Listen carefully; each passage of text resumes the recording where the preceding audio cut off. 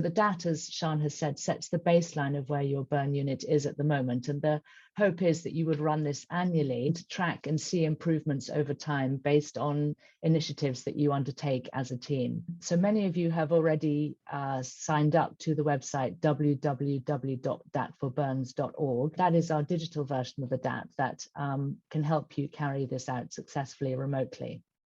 DAT covers 10 service areas in your burn unit. And main focus of running the DAT is this group discussion. And this is sometimes the first time that the burn team has sat down as a group to discuss how the burn unit is run and the services. So I'm going to talk a bit about the DAT group discussion and the importance of the notes. You'll sit down as a team with our DAT facilitator guide, which guides you through the group discussion. And it will bring you to a point where you would choose as a group which area best suits your burn unit. Just a few things on holding a group discussion.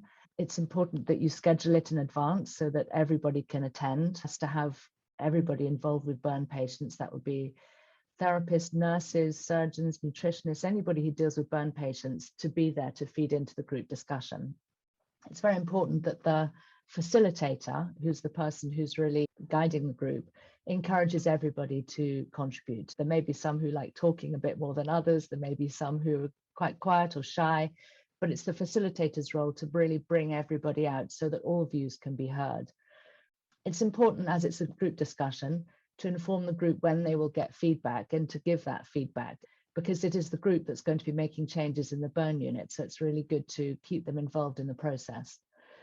Before the group discussion, print out the DAT facilitator guide and the DAT note takers guide. I'll show you where those are at the moment on the website. And refer to the DAT facilitator guide, but also add your own questions specific to your area. And the note taker is very important because they will be the one keeping detailed notes and also circling the options you have made. It's also very important to arrange snacks and coffee or tea to keep everybody with energy. The group discussion needs a facilitator whose role it is to generate open discussion between all the participants, listen to their thoughts, and try and guide the conversation so it's very open and everybody has a chance to give their feedback. Facilitator is not necessarily an expert, they just need to open up discussion around the table.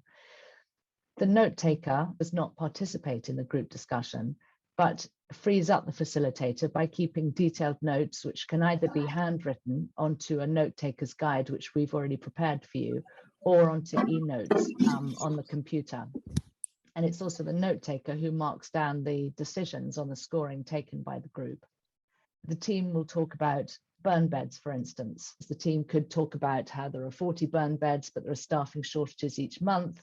There may be more shortages in the winter months because they need to accept referrals, and there's no space for rehabilitation. And then on the basis of that, the group will decide which out of these 6 choices they would choose. And in this case, they've chosen there's significant deficiencies in bed space. And the note taker would then circle that onto their notes. And on the website, you'll see an introductory video. In the central column, you'll see a DAT timeline, an individual staff questionnaire, and the facilitator guide and note taker guide. These are the 2 things you need to print out before you hold your group discussion. They will help you carry out the group discussion and keep your notes. This is the team in Mongolia who recently carried out the DAT remotely, and we helped them through this. It was a very meaningful discussion that they held, and this was the first time they'd ever sat down together as a team. So with them, they had the director of the hospital, who had formerly been the head of the burns unit, so he took a particular interest in this process. Head of statistical and surveillance unit, you may have nutritionists or you may have therapists, and they should all join the group discussion. As you can see, they booked a room, so they had a quiet time for their group discussion. They had a dedicated facilitator and a note taker who were not part of the team, but were there to help the group discussion. And they met for 3 hours, but they held a very, very meaningful discussion. During that discussion, they spoke about these 10 different areas. Here is section 3, the burn care team. And this is what you will see when you look at the DAT facilitator guide. We give you a definition of what we mean. In this case, for the MDT team, what do we mean by that? And we also give you some guidance as to what the purpose of this section is and what we want to understand, but actually what you want to understand. So some example questions to discuss on the right.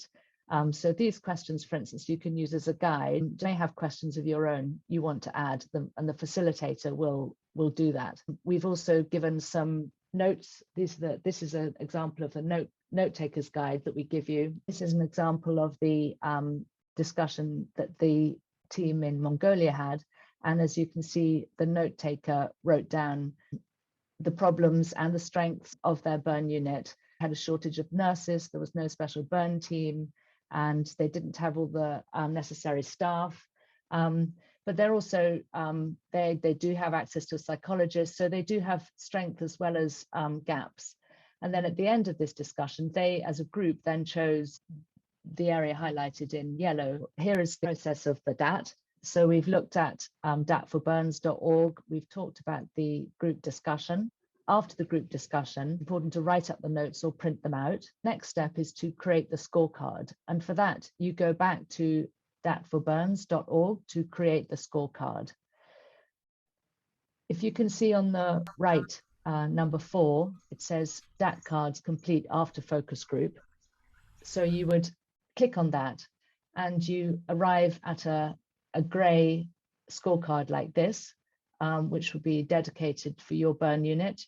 And every time you click on one of these boxes, a smaller box will open up, allowing you to make the choice that you made when you kept your notes. And once you've completed all of these sections, by magic, it turns into a color-coded scorecard. So for instance, on the left-hand side follow-up, they chose no process, but steps are in place. You'll choose that from the drop-down and then press update. And then you'll do that for every one of those areas on that DAT scorecard until you have a completed scorecard. We'll arrive at this scorecard highlights very clearly those areas of strength. For instance, in this case, early excision and grafting and emergency care are very strong. Areas of comparative weakness or areas where staff time should be focused on improving. For instance, in this case, follow-up process, palliative care, and team communication. The role that we would play we would work with the team to work out where the relative strengths and weaknesses are, and we would then come up with recommendations for improvement.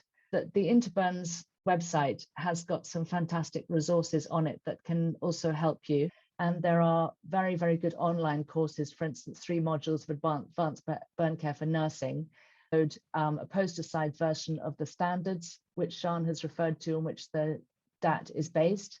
And we recommend downloading those standards and putting them on the wall in your burn unit so that everybody understands them.